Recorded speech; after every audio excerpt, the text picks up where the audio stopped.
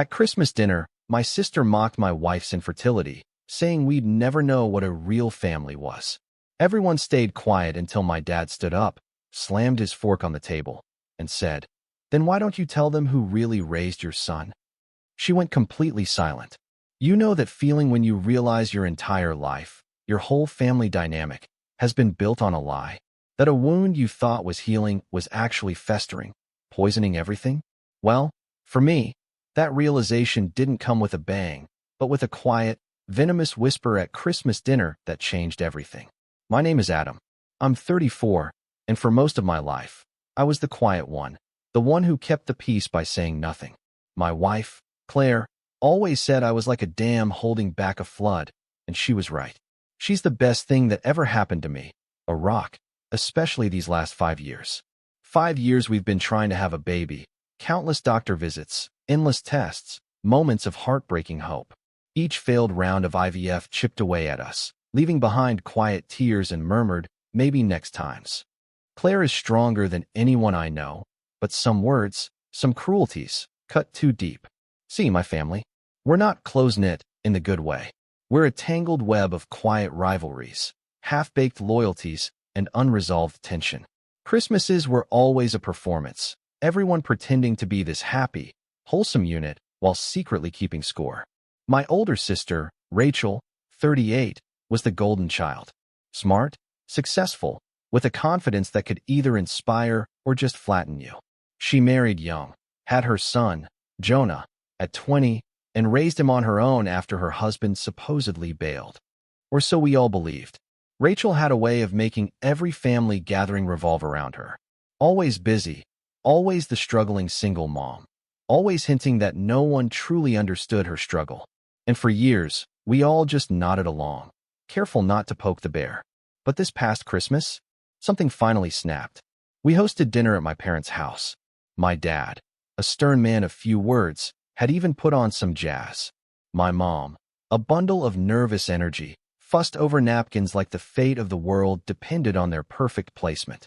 Claire and I arrived with pecan pie and wine, trying to keep our spirits up, even though Claire was utterly drained. Our third round of IVF had just failed. She hadn't cried in front of anyone, not even me, but her polite smile and tightly folded hands told a story I knew too well. Rachel, of course, arrived late, sweeping in with Jonah and her latest boyfriend, who looked barely old enough to vote. She complained about traffic and Jonah's phone addiction, a gust of drama in human form. No one said anything. We never did. That's just Rachel. Dinner started quietly enough. Roast turkey, mashed potatoes, awkward small talk. Then Rachel launched into another story about her promotion, how her department would crumble without her. Claire listened, nodding politely, clearly not up for it. I kept glancing at her, waiting for her usual squeeze of my hand under the table, her signal that she was okay. But it never came. She just sat there, that too perfect smile fixed on her face. Then, right as the gravy was being passed, Rachel looked straight at us. "You know, it's funny," she said, her voice dripping with condescension. "You two talk about starting a family like it's some big journey, but you wouldn't really understand what it means. Not until you've had to actually raise a child. Not until you've stayed up all night with a sick kid or scraped together lunch money." The room went quiet. Not silent. Not yet. But that awful, uncomfortable hush where even the clinking of forks sounded too loud. Claire's hand froze mid-reach for the cranberry sauce. I stared at Rachel, trying to process if I'd heard her right. She just kept eating, as if she hadn't just lobbed a grenade onto the table. Claire blinked, looked down, then back up with a tight, wavering smile. "I guess we'll just have to keep trying," she said, her voice light, but shaking. "We're still hopeful." Rachel actually snorted. "Hope's great and all, but some things just aren't meant to be. Maybe it's the universe telling you something." That's when I felt the blood rush to my ears. My chair creaked as I leaned back, biting down hard on the inside of my cheek. No one said a word. Not Mom, not Jonah, not even Rachel's flavor-of-the-month boyfriend, who looked like he wanted to melt into his wine glass. Then Rachel leaned in a little further. "I mean, maybe you two should just get a dog or something. Not everyone's cut out for real family." That's when I saw Claire's face fall, just for a second. Just enough for me to see the raw heartbreak flash through her eyes. I opened my mouth, ready to say something, anything. But before I could, A loud clang shattered the silence. My father, the quietest man in any room, had slammed his fork down hard enough to make Jonah flinch. He stood up slowly, pushing his chair back, and looked Rachel dead in the eyes. "Then why don't you tell them who really raised your son?" The room froze. Rachel's face drained of color. Claire turned to look at me, wide-eyed. Mom opened her mouth as if to stop him, but no words came out. Rachel didn't speak. Not a sound. She just sat there, eyes darting between Dad and a now confused, suddenly very alert Jonah. And that's where everything began to unravel. The silence that followed Dad's outburst was thick, heavy, like the air itself had solidified. Nobody moved. Even the record player, having finished its side, clicked rhythmically in the background, a strange, mocking countdown. Rachel sat frozen, her perfectly polished facade finally cracking. Just a hairline at first, but it was there. She recovered quickly, or tried to. "I don't know what you're talking about, Dad," she said, her voice flat, barely concealing the tremor underneath. "You sound ridiculous." Jonah looked between them, confused. "Wait, what does he mean? Raise me how?" My dad didn't answer. He just shook his head, muttered something under his breath, and walked into the kitchen, leaving us all to drown in that mess of confusion and tension. Claire glanced at me, still processing, still trying to stay composed. But I could see it, the storm rising just behind her eyes. I reached for her hand under the table, and this time, she let me take it. But Rachel wasn't done. She never is.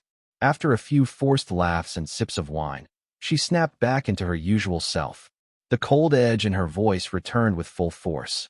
"Honestly, I don't know what's gotten into him. He's been off lately. Must be age catching up with him. Or maybe someone's been feeding him nonsense." She said that last part with her eyes locked on me, as if this whole mess was somehow my fault. That was her way. Always redirect. Always spin the story so she was the victim and someone else the aggressor. It had worked for decades. I didn't respond. I didn't trust myself. But Claire, gentle as she is, wasn't going to let it slide this time. "You know, Rachel," she said, her voice still soft. "Maybe this isn't the time for jabs. We're all here to celebrate, right? Maybe we can just enjoy dinner and leave the judgment for another day." Rachel scoffed, swirling her wine like she was in some bad soap opera. "It's always another day with you two. Always waiting. Always fragile. You don't know what real pressure looks like." My jaw tightened.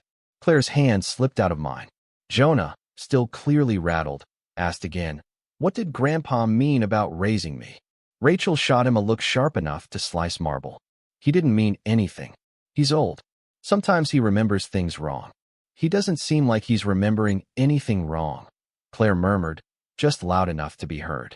She didn't even look at Rachel, just stared down at her napkin, folding it slowly, as if that would keep her grounded. I knew she was holding back. Claire had always been patient, but being talked down to, especially after everything we'd been through with the IVF, she was cracking too. It would have been one thing if that was the end of it. But Rachel wasn't satisfied with humiliating us once. No. Over dessert, as the tension started to thin just slightly, she turned to Mom and dropped another bomb like it was nothing. "By the way, I'm thinking of redoing the guest room, turning it into an office/meditation space. Jonah doesn't need it anymore. And I think it's time I had a space that's just mine. You know, a room that actually serves a purpose." Mom blinked, mid-slice of fruitcake. "Oh, I thought Jonah was still using that room to visit." "He hasn't stayed over in months," Rachel said, waving a dismissive hand. "Besides, I doubt he's coming back to that dusty little space now that he's got his friends and sports and girlfriends." Jonah flushed, but said nothing. I glanced at Claire. Her expression was unreadable. Then Rachel looked directly at us again. "But hey, if you two are really set on the whole parenting thing, maybe I'll let you borrow the crib and the changing table from the attic. Might as well put them to good use." Claire stood up. Quietly, slowly, deliberately. She excused herself and walked toward the bathroom, but I knew better. She didn't need to go to the bathroom. She needed to breathe. I waited 5 seconds, then followed her out of the dining room and down the hall. I found her standing by the back door, not crying, just silent. Her hand on her chest, eyes locked on nothing. "I can't do this again," she whispered when I approached. "You won't have to," I said. And I meant it. Back in the dining room, Rachel was laughing with her boyfriend as if nothing had happened, like she hadn't just gutted the woman I love with a backhanded offer of charity. My mother pretended not to notice, cutting small pieces of dessert, offering them around like sugar could fix it. Jonah looked uncomfortable, but said nothing. He was used to this dynamic. We all were. That night, when we got home, Claire finally cried. Not loud, not messy, just tears she couldn't hold in anymore. I held her for what felt like hours, my own anger boiling beneath the surface, thick and unresolved. And then, the next day, the phone call started. First from Mom, asking if Claire was feeling okay, pretending not to know why she had left the table early. Then from Rachel, saying she wanted to clear the air, but making it clear she believed Claire had overreacted. Infertility is a sensitive topic, sure, she'd said, but no one meant any harm. As if harm only counted when it was deliberate. She even had the audacity to say, "Honestly, Adam, I thought Claire would be tougher than this. You guys act like you're made of glass." That was when something shifted in me. That damn Claire always talked about. It cracked. I didn't yell. I didn't argue. I just told her one thing. You should really be more careful around Dad. He remembers everything, even the things you wish he'd forget. And I hung up. She didn't call back, but I could feel it. She was shaken, and for the first time in years, that gave me some peace. I didn't know then just how deep Dad's words would cut or how many secrets were about to rise to the surface. But something told me. Rachel's perfect little world was about to split wide open. The strange thing about betrayal is that it doesn't always come with flashing lights and alarms. Sometimes it slips in like a draft through a cracked window, quiet, subtle, barely noticeable until everything is freezing. That was how the next few weeks felt. The fallout from Christmas left our family on edge, but no one addressed it directly. Claire and I withdrew. We declined invitations, skipped family group chats, didn't respond to Mom's half-hearted attempts at smoothing things over. We needed space. But silence in our family is never just silence. It's an invitation for someone to fill the void with their own version of events. And Rachel wasted no time doing just that. It started with the whispers. Claire's cousin texted her out of the blue one evening, asking if we were okay, that Rachel had mentioned we were going through a rough patch. Then, a few days later, an old friend of mine called, saying he'd heard from Rachel at the gym that she was worried we were pushing ourselves too hard to be parents and might need a break. The way she said it, according to him, sounded like she was painting Claire as emotionally unstable and me as some desperate man dragging my poor wife through an endless fertility roller coaster. It was calculated. Rachel wasn't just taking jabs anymore. She was planting seeds, controlling the narrative, turning our pain into dinner party gossip. Claire didn't even know half of it. I shielded her from most of it, but I couldn't stop what came next. 2 weeks after Christmas, I got a call from my parents asking if I could stop by for a quick chat. That phrase alone set off alarm bells. I arrived on a Sunday afternoon, Claire still curled up in bed, tired from another round of specialist consultations. When I walked into the living room, Mom was sitting with her hands folded in her lap like she was in a courtroom, and Dad was leaning against the fireplace, arms crossed. Rachel was already there. She didn't even look at me when I walked in, just stared at her phone, legs crossed, acting like this was some boring errand she had to get through before yoga class. "What's going on?" I asked, already feeling the tension in my shoulders. My mom cleared her throat. "We've been talking with Rachel, and she brought something to our attention about Claire." I blinked. "Claire?" Dad didn't say anything. His eyes were on Rachel. Rachel finally looked up and said, "I wasn't going to bring it up, but I think you deserve to know what kind of woman you're married to. Especially if you're building a future together." My fists clenched. "You have no right."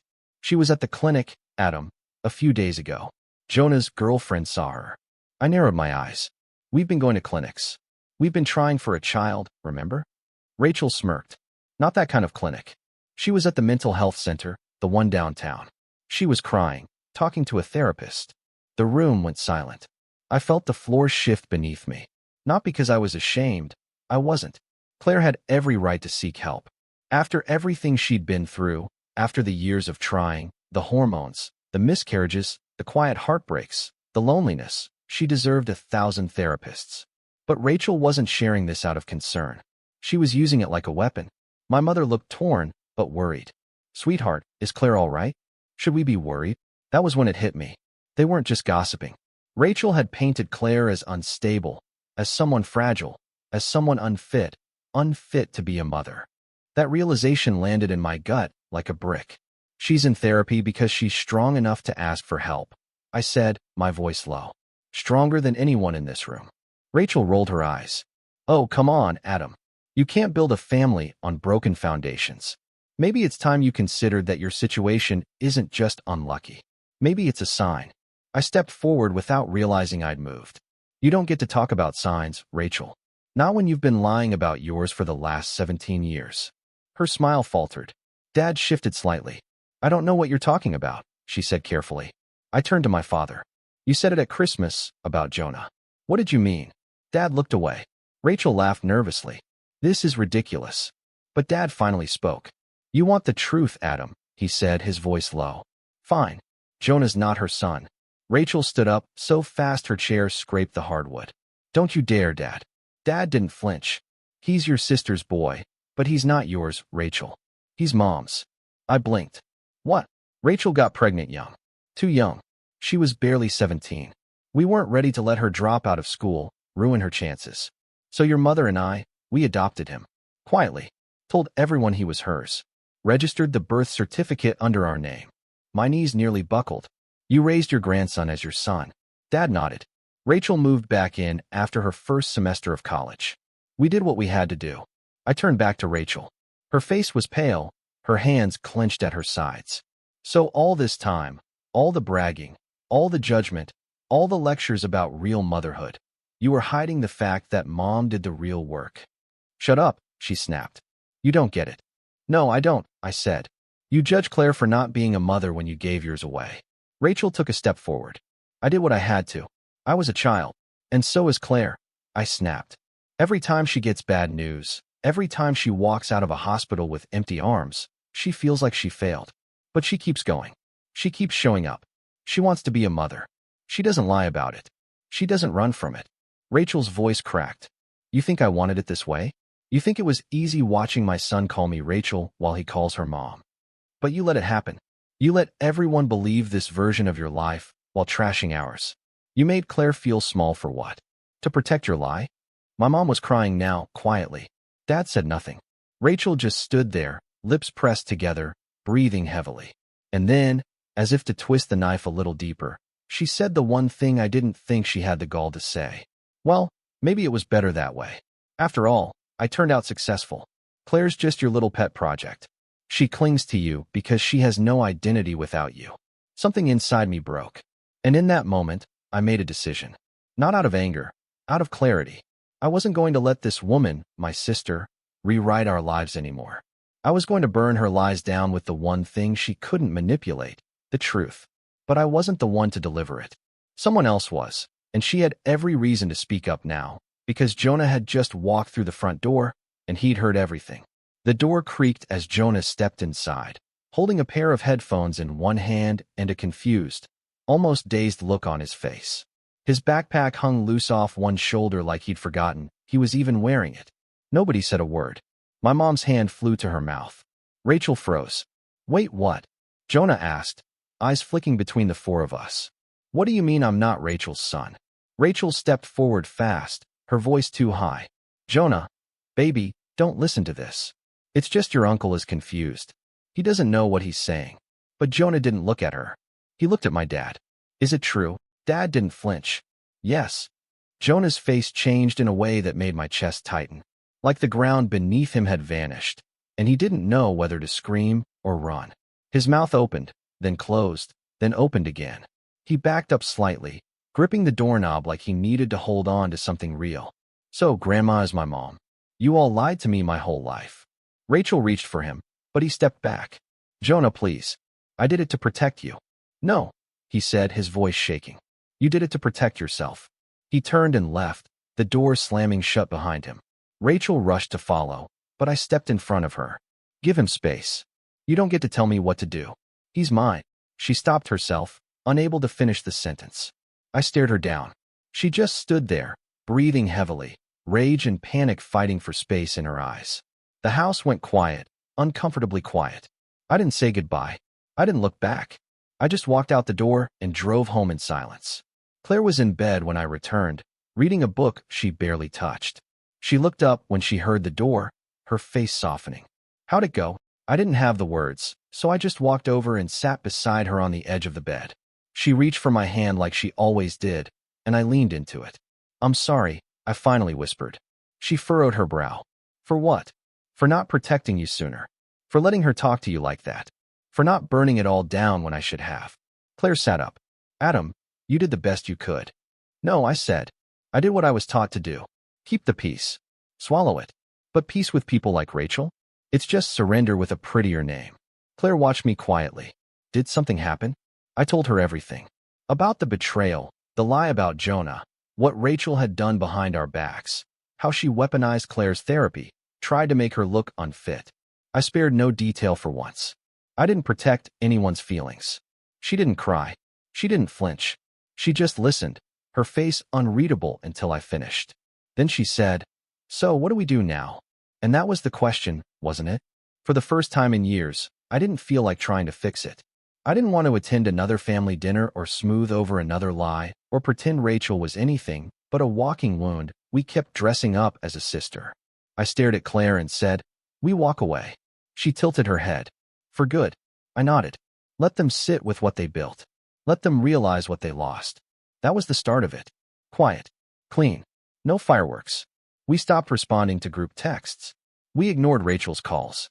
My parents sent a long, guilt-soaked email asking us to come to the table, talk things out as a family. But we said nothing. Days turned into a week. Then 2. I started waking up earlier, working out again, cooking more. I'd hold Claire longer before we fell asleep. Sometimes she'd wake up in the middle of the night and reach for me, just to check I was still there. I always was. But something inside me had changed. I started gathering things. Not revenge, exactly. Not in the traditional sense. I wasn't plotting ways to humiliate Rachel or expose her to strangers. I wasn't angry anymore. No, I was focused. Because while Rachel played her games in the open, I started looking into the things she wanted to keep buried. Old school records, medical bills, legal documents I remembered glimpses of as a kid but never paid attention to. A conversation with an old neighbor who remembered the weeks Rachel suddenly disappeared when she was 17. Piece by piece, I built a timeline. Not because I wanted to ruin her, but because when the time came, I wanted the truth to be undeniable. I wanted Jonah to know exactly what had happened. Not for drama, for clarity. And more than anything, I wanted to finally close the door, not slam it in anger, but lock it with purpose. Rachel had taken too much space in our lives. She had judged Claire's quiet pain with loud cruelty. She had used motherhood as a crown while hiding the very truth of how she got there.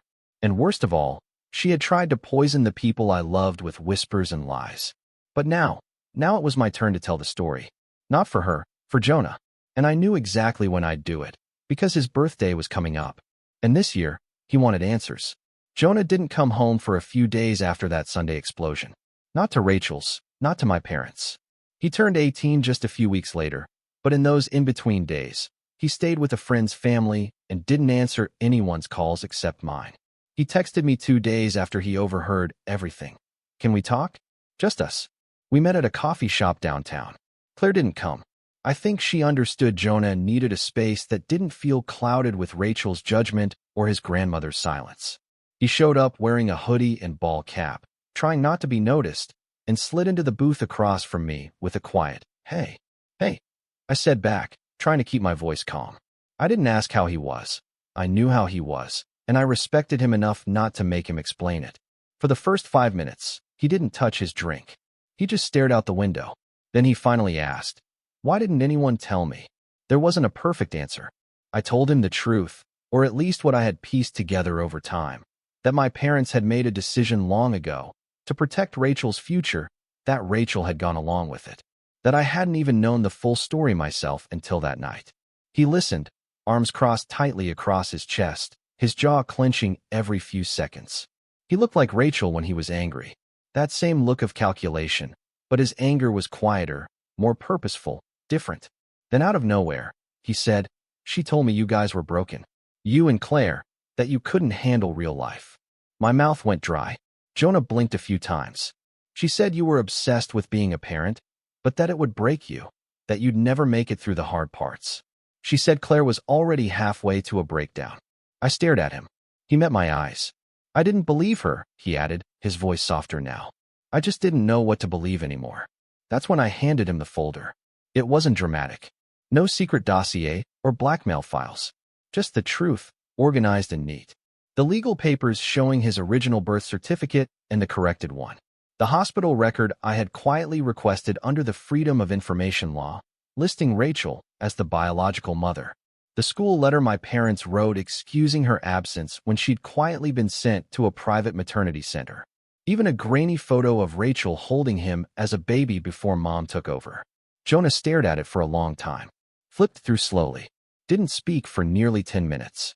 Then he said, "She had me and just gave me away. And still, she made fun of Claire for wanting what she gave up." That was the moment I realized he wasn't just angry. He was grieving. Not just the lie, the years, the trust, the idea of his mother. "I want to live with Grandma," he said suddenly. "At least until I figure things out."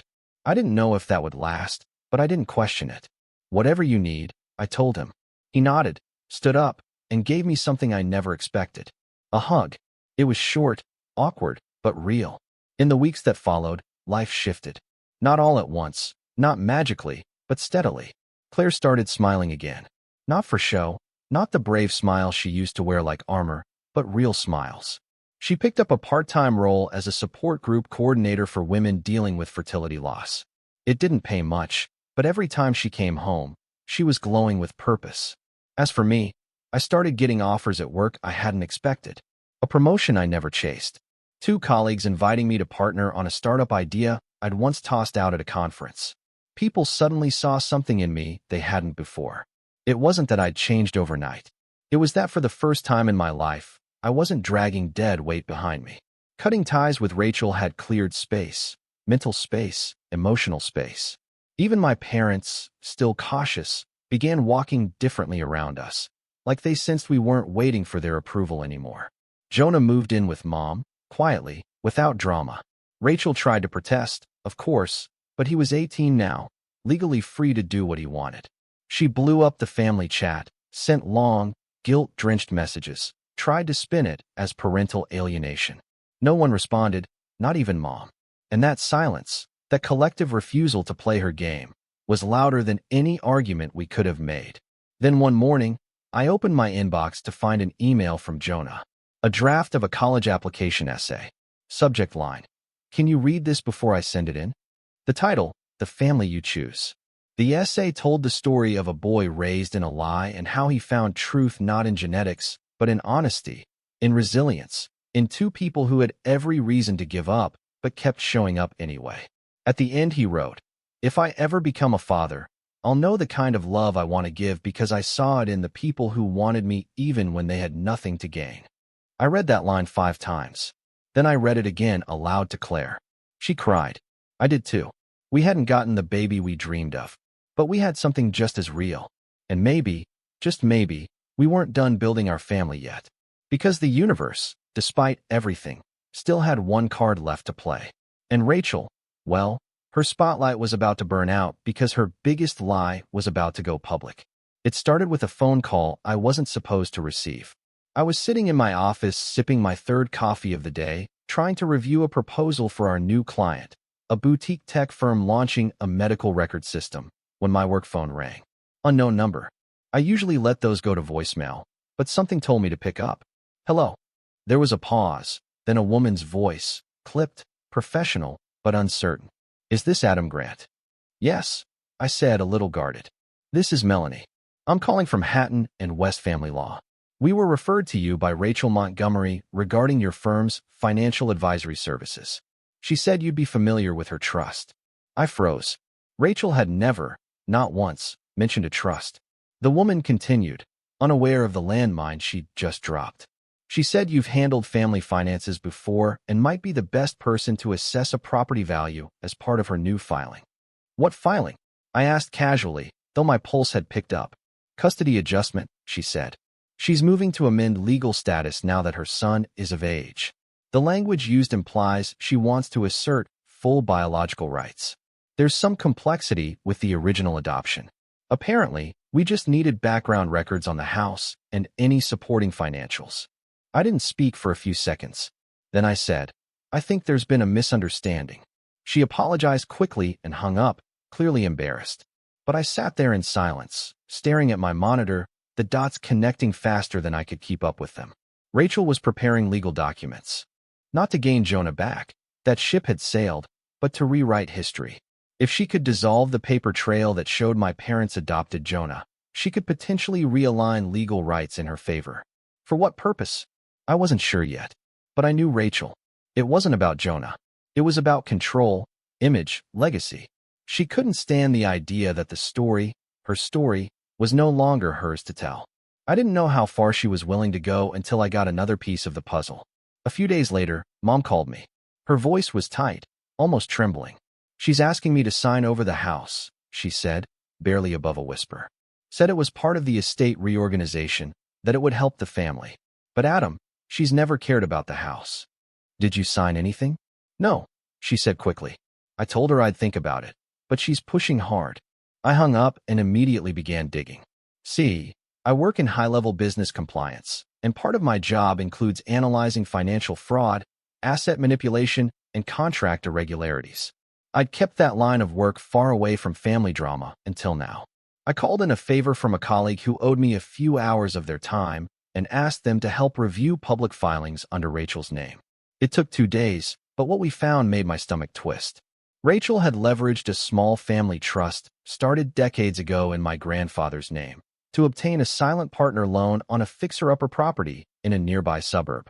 But what stood out was that she used Jonah's name on several documents, his college fund to be exact, claiming she was his sole guardian and biological mother, using language that blurred the lines between current status and her original motherhood. The documents weren't just shady. They were legally vulnerable. If Jonah didn't consent to her using his name, she could be in serious trouble. That was when I called Jonah and laid it all out for him. He was silent for a moment. Then he said, "She told me she'd set money aside for me, but I never saw it." I felt the tension in my shoulders return. That fund's probably been dry for years. He let out a long breath. "What can I do?"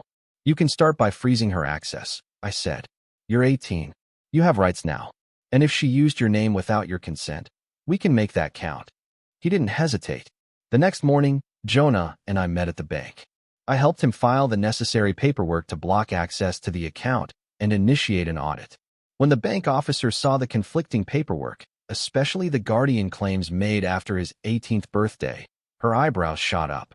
"This could trigger a fraud review," she said quietly. "Depending on what we find, she might not just lose access. She might face criminal liability." Jonah didn't blink. "Do it." That was when I realized something important. Rachel had spent years weaponizing other people's stories.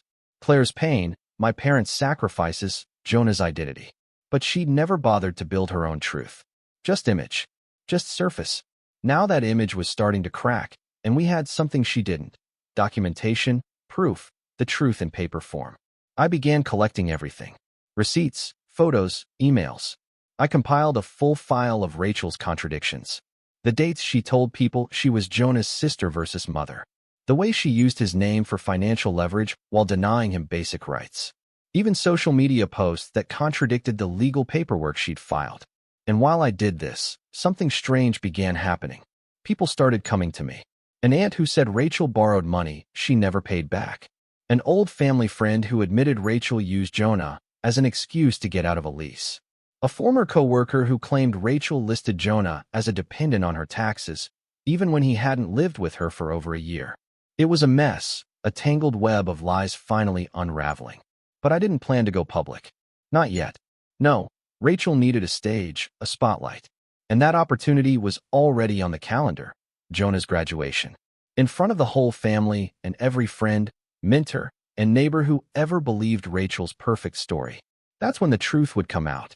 And this time, she wouldn't be able to twist it.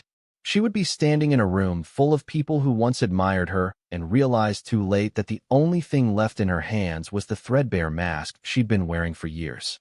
And I would be watching, not out of spite, but because sometimes the best revenge is simply letting the truth speak louder than the lies. The high school auditorium buzzed with excitement. The kind that hums just beneath the surface on milestone days.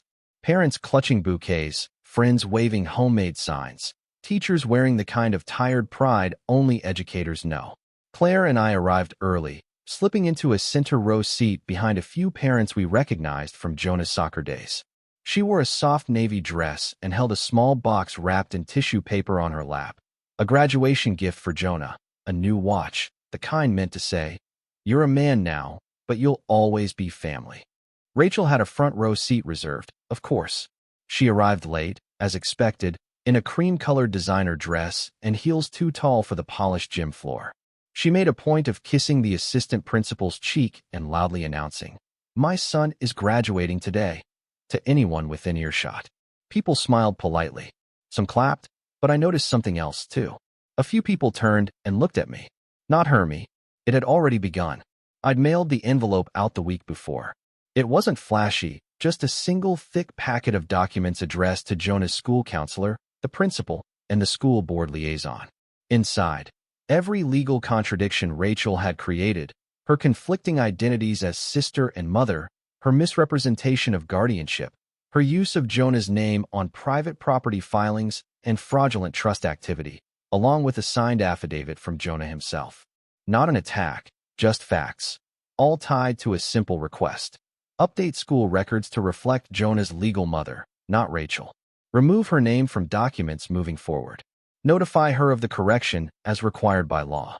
It was clinical, but it was a detonation, because Rachel's entire identity, every PTA meeting, every Instagram post, every holiday brag, was built on that lie that she was Jonah's sole protector, his guiding light.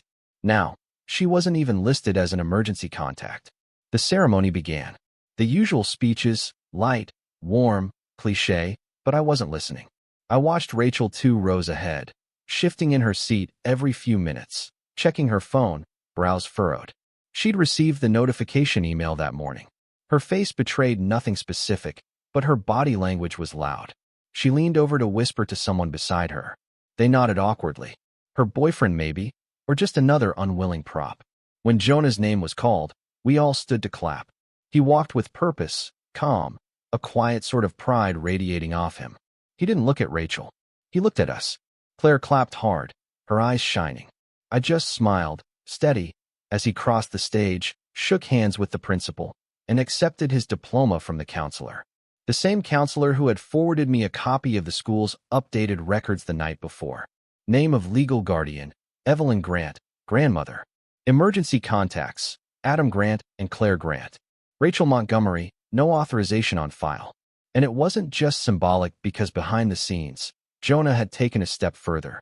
He'd submitted a formal complaint with the Financial Oversight Committee, flagging Rachel's unauthorized use of his name in the property filing. The bank had frozen the loan. The trust was under review. The silent partner she'd looped into the deal, a man I'd quietly spoken to through a mutual contact, had already backed out. She wasn't just being erased from Jonah's future. Her house of cards was caving in. After the ceremony, people flooded the lobby for photos and hugs and congratulations. Claire and I waited outside, giving Jonah space. We didn't want to crowd him.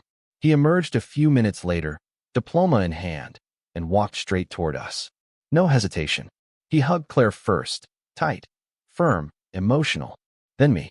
"Thank you," he whispered. "You did this," I said back. "We just stood beside you." Then, as we stood there in the warm afternoon light, I saw Rachel pushing through the crowd. She was storming toward us, face flushed, jaw tight, that same icy confidence I'd grown up resenting. Except now it had cracks, the kind that don't heal. She reached us and stopped, eyes locked on Jonah. "You knew?" He nodded. "And you still let me sit there like a fool?" "No," he said, his voice calm. "You let yourself sit there like that." Her voice rose slightly. "Do you have any idea what you've done?" "I corrected the story," he said. "That's all. I didn't lie." "You did." She turned to me then, nostrils flared. "This is your fault. You never liked me. You've always waited for a moment to tear me down." "Rachel," I said, stepping in front of Claire. "This wasn't revenge. Not really. You did this to yourself. We just stopped pretending." "I gave everything for him," she snapped. "No," Jonah said, stepping forward. "Grandma gave everything. You gave speeches. That one landed." She stood there stunned, frozen in the street as students and families passed by, unaware of the quiet collapse happening just off to the side. She didn't say another word. She turned and walked away. No applause, no crowd, no spotlight, just silence. Later that night, Jonah came over to our place for dinner. Claire lit candles. I grilled. It was simple, peaceful. After dessert, he looked up and said, "You think people can start over?" Claire smiled. "I think people who want to already have." And as we sat there under soft light and quiet laughter, I realized something. The best revenge hadn't been exposing Rachel. It had been freeing ourselves from her completely. And in doing that, we gave Jonah the space to find who he truly was. Not Rachel's son, not her pawn, but his own man. And that was something no lie could ever take away.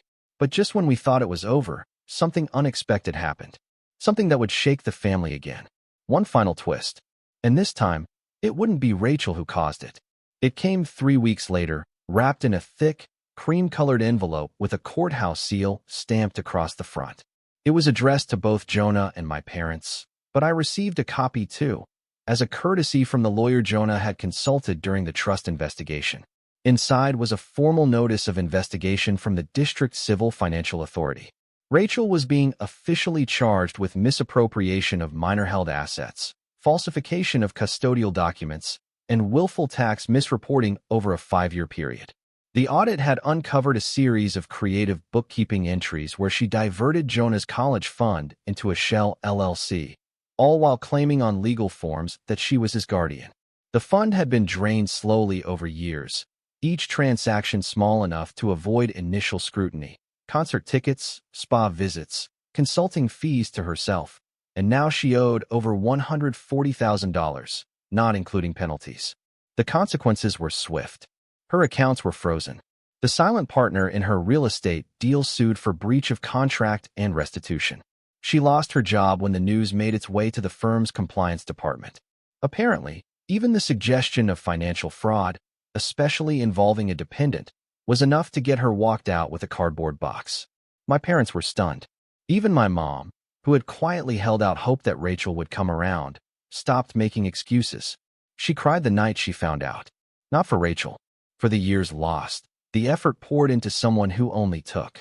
And Rachel? She called once, blocked numbers, left voicemails, rambling messages about how she was being set up, how the system was punishing her for being a woman who made hard choices, and how you'll all regret this when I'm gone. She was unraveling, but not the theatrical kind of unraveling she used to perform to win sympathy. This was real, lonely, quiet, humbling. When she finally showed up in person, it was at my parents' house. Claire and I weren't there, but Mom told us later. Rachel stood outside the front door for 20 minutes, knocking, then eventually shouting for someone to open up. Mom didn't move. Dad never even got up from the couch. Eventually, Rachel left, and she never came back. Jonah stayed with us for a while after that, just until things settled. We set up the guest room with posters and a new desk, stocked the fridge with his favorite snacks, and let him come and go as he pleased. He started college that fall not far from home, and even joined a mentorship group for students from non-traditional families. One night, as we were clearing dishes, he turned to Claire and said, "You know, if I ever get married, I think I want you to be the one who walks me down the aisle." Claire didn't say anything. She just hugged him. As for me, I stood in the doorway watching them. The woman who was told she'd never understand family, and the boy who was lied to about his, sharing a moment so real and so quiet it made everything else fade. Rachel had spent her life trying to prove she had it all. And in the end, she lost the only people who ever truly loved her, because family isn't defined by biology or image or blood. It's defined by who stays. And we did. Every step of the way. If you enjoyed this story, don't forget to hit that like button, subscribe for more crazy Reddit tales, and ring the bell so you never miss the next one. And hey, share your thoughts in the comments. I'd love to know what you would have done in this situation.